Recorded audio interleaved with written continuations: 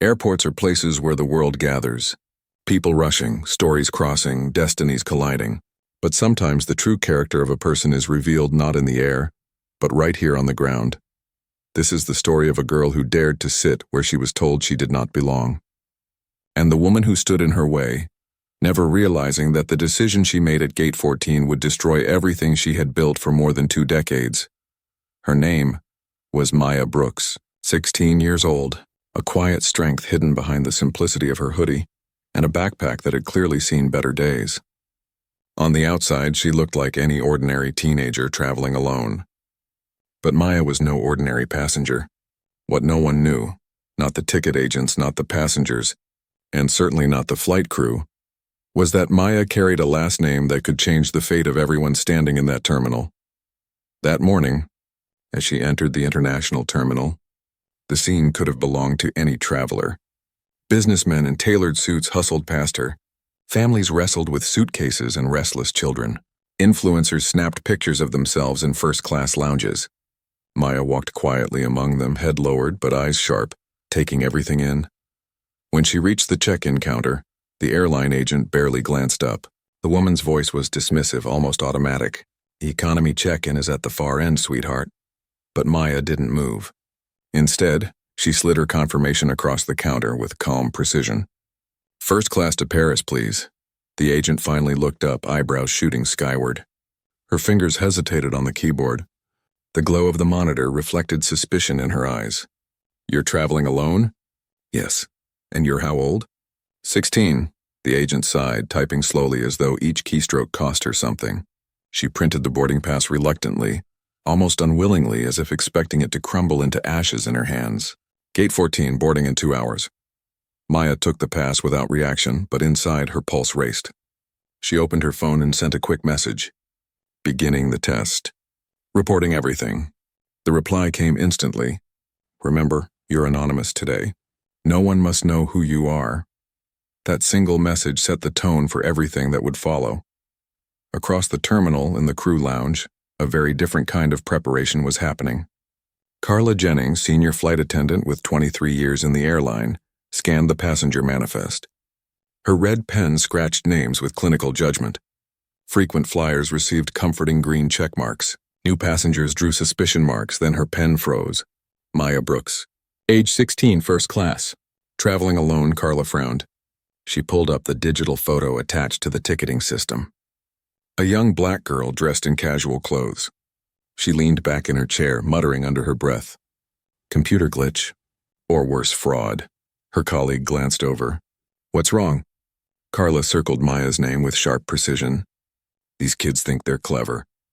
But I've seen this before. First class, thousands of dollars. And she's dressed like that? I'll verify everything myself." Her reputation was built on suspicion.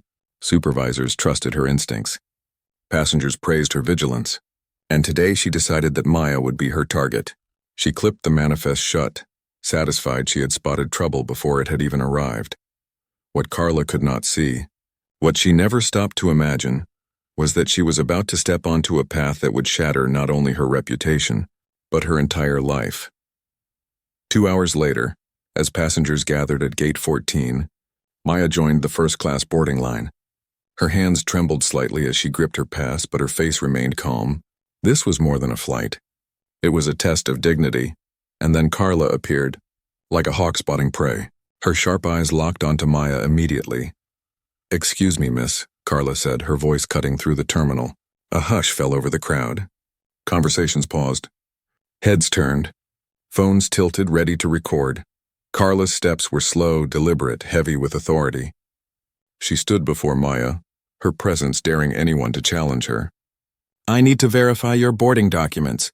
It was the beginning of humiliation. The start of a spectacle. The spark that would ignite a storm felt across the entire airline industry. But Maya did not flinch, and her quiet strength would soon reveal just how much power she truly carried. Carla took the boarding pass from Maya's hand and held it up like a piece of evidence. She tilted it toward the light, squinting as if every shadow might reveal forgery. The people in line leaned closer, whispers spreading like sparks through dry grass. "This looks irregular," Carla declared, her voice loud enough to ripple across the gate area. How exactly did you acquire a first-class ticket? Maya met her eyes with calm, even though her heart thudded hard against her ribs. My father purchased it. Carla smirked, the kind of smirk that wasn't amusement but disdain. And what does your father do? Her words dripped with skepticism, as if any answer would be dismissed before it was spoken. He works in aviation, Maya replied. The businessman behind her chuckled under his breath, but loud enough for others to hear. Good catch. These scams are getting clever. Carla basked in the support, her shoulders straightening as if she were the guardian of the skies. I'll need additional verification. She signaled to the gate agent. Pull up the purchase history. The agent frowned at the screen. It shows valid purchase. Corporate credit card. Expedited processing. Everything checks out. Carla's jaw tightened. Being wrong in front of so many eyes was not an option she would allow. Computer systems can be compromised, she announced, her voice sharp and authoritative. As senior cabin crew, I'm conducting additional screening. Some passengers nodded, murmuring their agreement. Carla's confidence swelled, the approval feeding her determination to escalate. Step aside, please. Phones rose higher, recording every second. Maya moved to the side, her composure masking the storm within. She asked with measured politeness. Is there a specific problem with my documentation?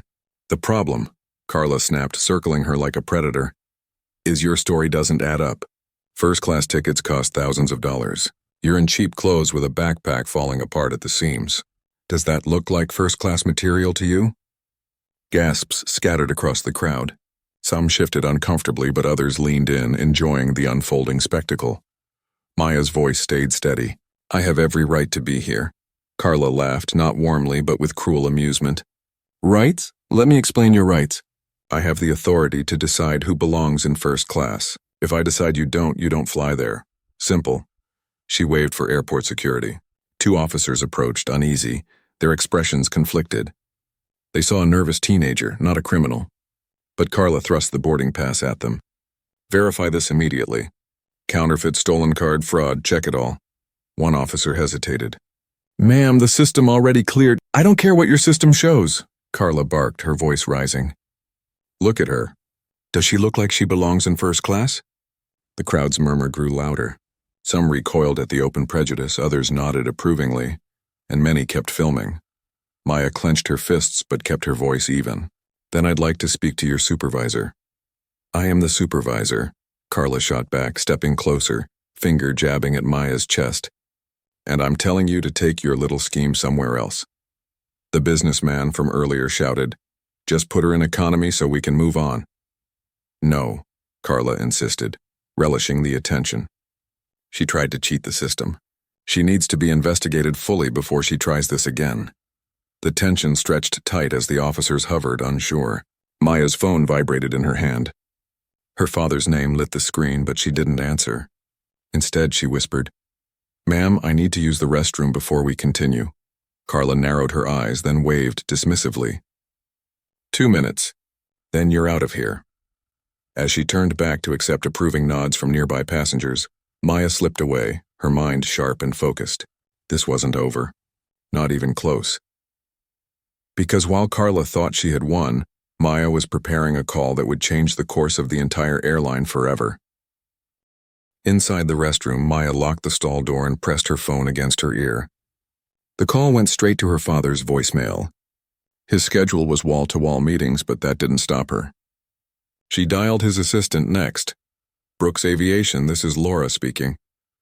Laura, it's Maya, she said firmly, though her voice trembled with the weight of what had just happened. I need you to pull the file for a senior flight attendant named Carla Jennings. And connect me to passenger services right now. There was a pause on the line, then Laura's voice softened with urgency. Maya, what happened? You sound shaken. I'm fine, Maya answered, her tone hardening with steel she had inherited. But Carla Jennings just made the biggest mistake of her career. Laura didn't ask for details. She recognized the tone. It was the same one her boss used before dismantling competitors in the boardroom. Understood. Patching you through. A click, then another voice came on. Passenger Services, Michael speaking. Michael, this is Maya Brooks. I need the complete service record, disciplinary history, and flight assignment of Carla Jennings immediately. Silence hung heavy for a moment. Miss Brooks, you're not supposed to, Maya cut him off. I'm calling from gate 14 where your employee just accused me of fraud in front of hundreds of witnesses, while dozens of phones recorded the entire thing. I want every detail you have, and I want her direct supervisor on the way here now. The tension in Michael's voice cracked. Understood. Consider it done. Do you want us to inform your father? Not yet, Maya replied coldly. I'll handle Carla first. Her phone buzzed. Incoming files appeared one after another like ammunition loading into her hand. Each document was worse than the last. 14 disciplinary actions, 6 formal complaints, 3 federal warnings for discrimination. Carla's career was a patchwork of arrogance shielded by weak management. Maya stepped out of the restroom, the file secure on her phone. She walked back toward the gate, her stride calm, deliberate. Every step carried the weight of what she now held. Proof that Carla's authority was an illusion ready to collapse. At gate 14, Carla was in her element, spinning stories of heroic vigilance to passengers who hung on her every word. She relished their nods, their approval, their comments about how standards must be maintained. The moment Carla saw Maya return, her smirk widened. Security, I thought I told you to escort her out. Before the officers could respond, one of their radios crackled. A low voice ordered them to stand down. Passenger services had made their move. The senior officer stepped forward, tone shifting with sudden caution. Ma'am, we need to speak with you privately. Carla frowned. I'm busy boarding passengers. Handle this fraud case and let me do my job. But Maya didn't wait. She walked to the podium, her voice clear and unshaken. I'd like to file a formal complaint. Carla laughed, sharp and dismissive. Against who? Yourself. Against you, Maya said, her tone slicing through the gate like a blade. For discrimination, for assault, and for violating federal aviation regulations. The murmurs in the crowd swelled. Phones were raised higher. Some passengers who had earlier cheered for Carla now looked at her uneasily. Maya lifted her phone, screen glowing with the files. This is your record. 14 disciplinary actions, 6 complaints, 3 federal warnings, and yet here you are, repeating the same crime again. Carla's face drained of color. How did you— The real question, Maya interrupted with surgical calm, is how you've kept your job this long when you've spent 23 years choosing prejudice over policy. Gasps rippled through the crowd. The weight of truth hung heavy in the air, and for the first time Carla Jennings felt her authority crack. Maya wasn't done.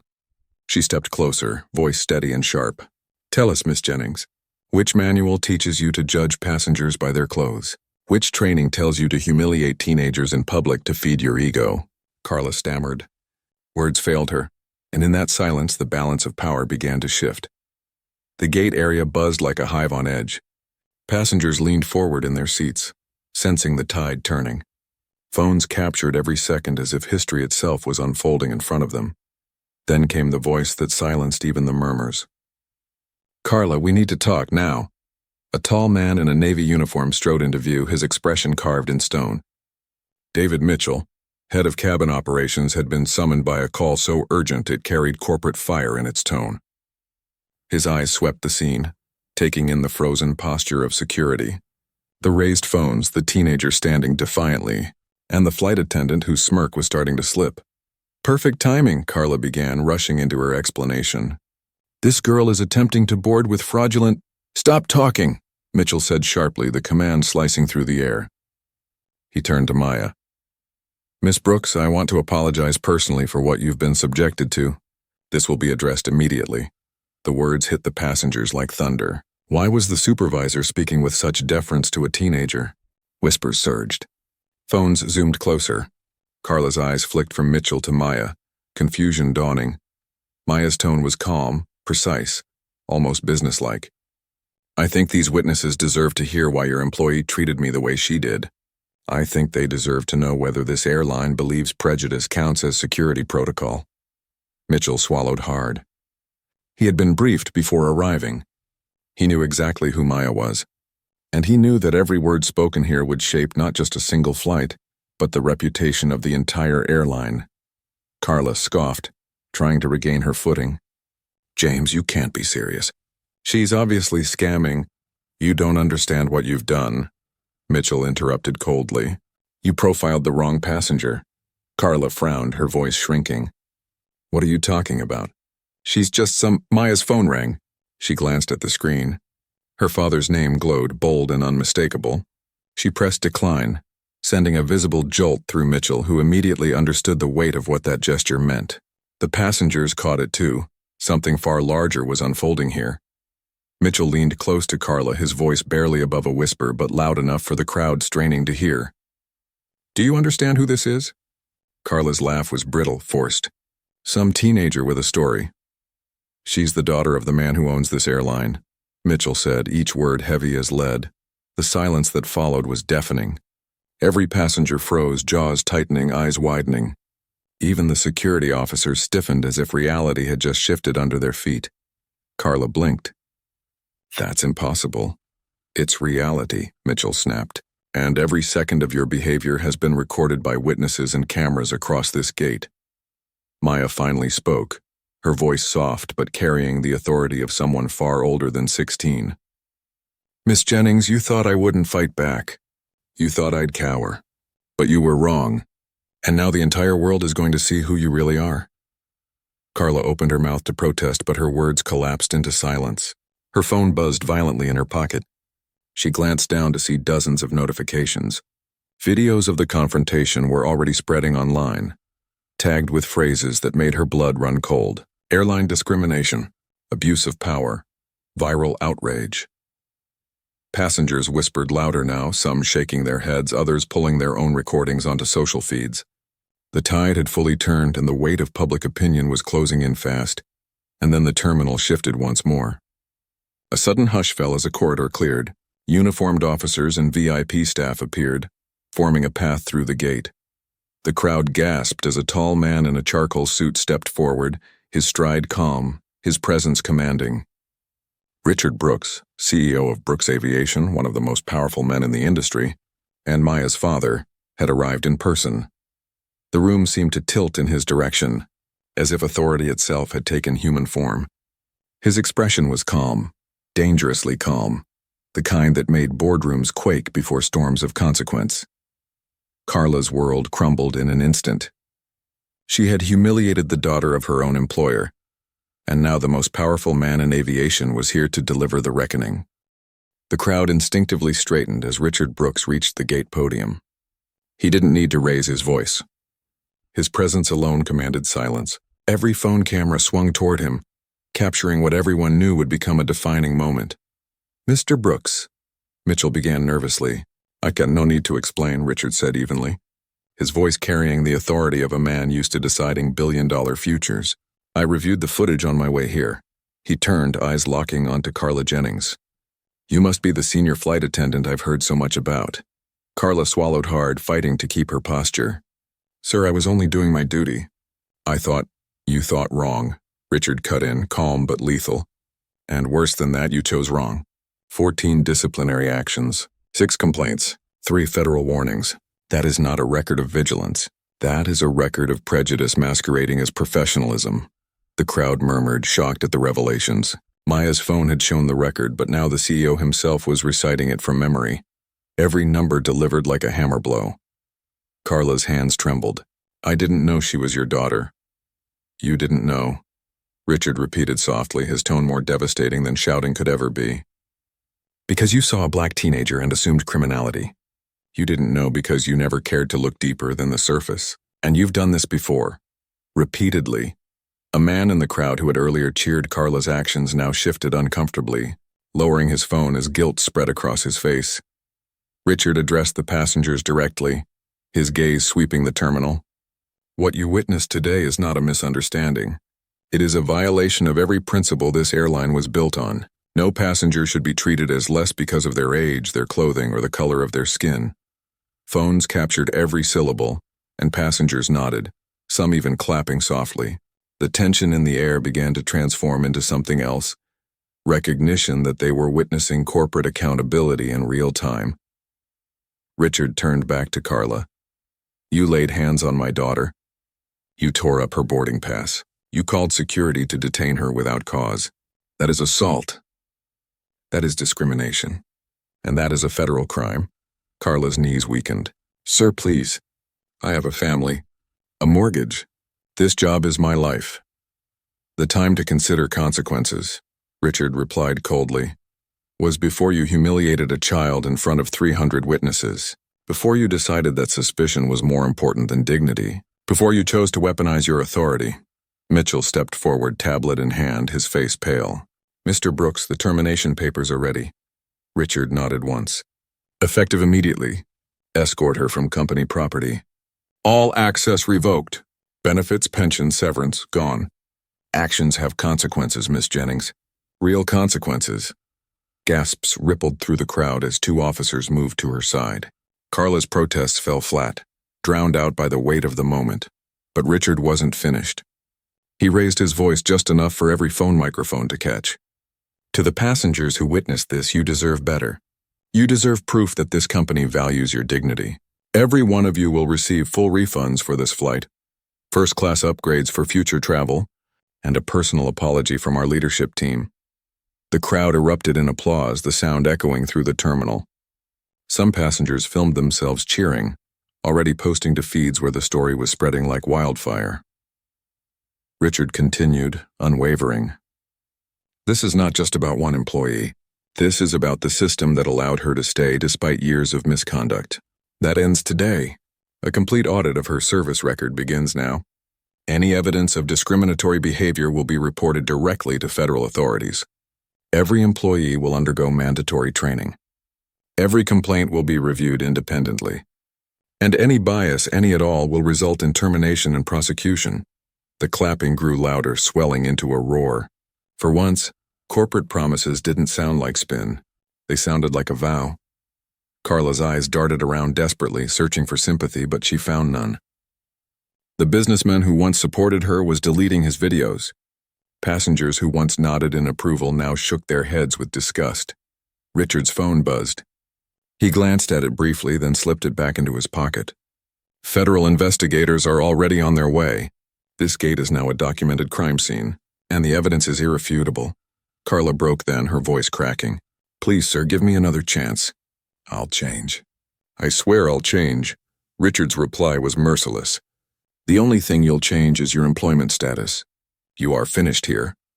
Maya stood quietly beside her father, watching as the woman who had humiliated her was now dismantled piece by piece.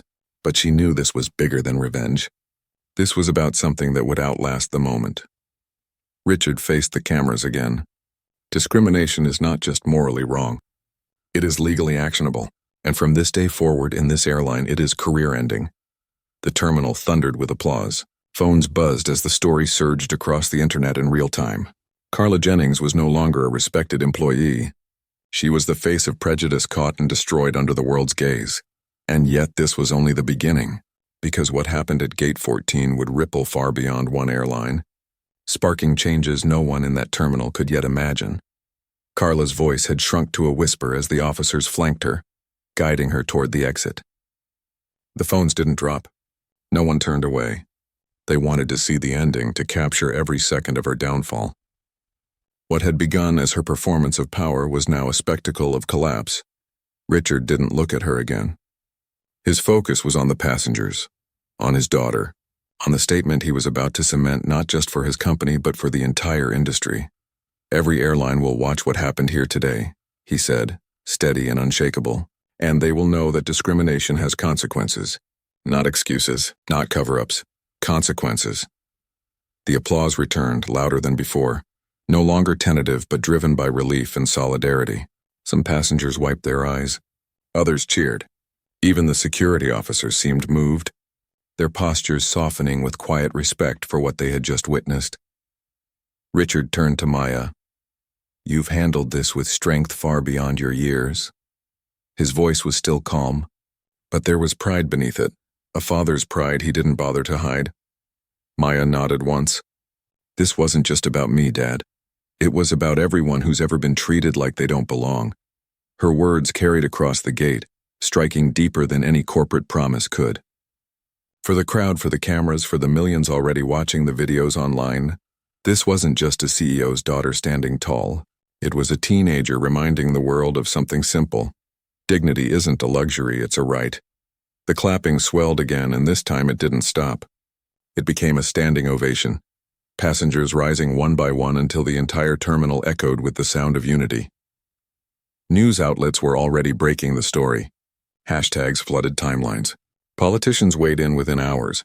Civil rights leaders praised Maya's composure. By the end of the day, the footage had reached every corner of the globe. Carla Jennings was suspended, investigated, and ultimately charged under federal civil rights law. Her name became shorthand for institutional prejudice. In courtrooms, in classrooms, in training manuals, she was no longer a person but a warning. But the story didn't end with her. Brooks Aviation became the face of reform. New systems were rolled out.